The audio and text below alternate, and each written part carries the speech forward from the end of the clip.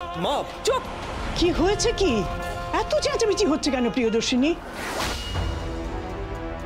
বলছি তোমায় সব। মা আমি একবার চুপ করতে বলেছি তোমাকে। শোনো শোনো,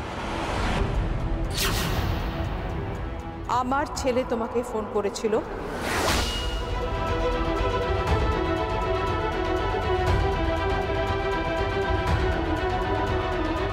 কি হলো?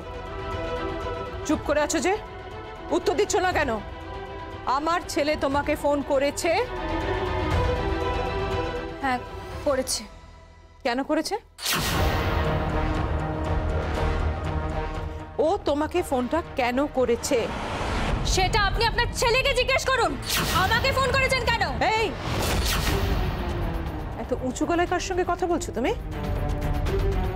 কেন? আমি কি আপনার দাসীবাদী নাকি?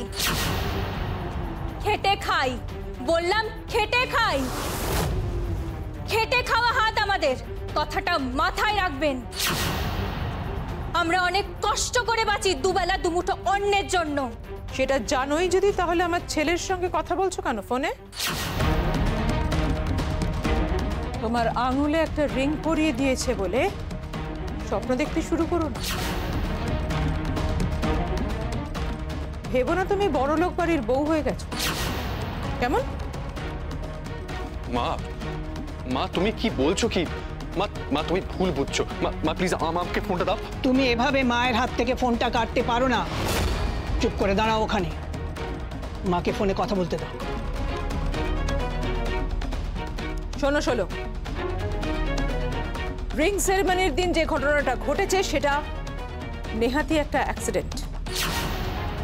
মনে রেখো, জেদের বশে, রাগের মাথায় আমার ছেলে ওই ঘটনাটা ঘটিয়েছে।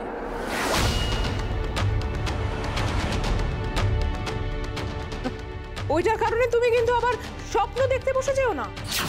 হ্যাঁ, কোনো গল্প ভেবো না। ভেবো না এখানে কোনো প্রেমের গল্প হচ্ছে। কেমন? না না না না না না, ওসব গল্প টল্প আমরা ভাবি না। আমাদের কোনো প্রেমের গল্প নেই। আমাদের 12 হাত শাড়ির গল্প আর 4 আঙুল ললাটের গল্প। মেম সাহেব, আপনার ছেলেকে সামলাবেন, বলবেন যে হাতে নকশা তুলি না, ও হাতে বদন বিগড়ে দিতে পারি। এই মেয়ে শোনো। Hello hello. ও ডিয়ার, সভ্য ভদ্র মেয়ে। আমার এখানে মনে হচ্ছে না ওর সমস্ত অর্ডার ক্যান্সেল করে দিতে। আস্তে, মাথা গরম করো না।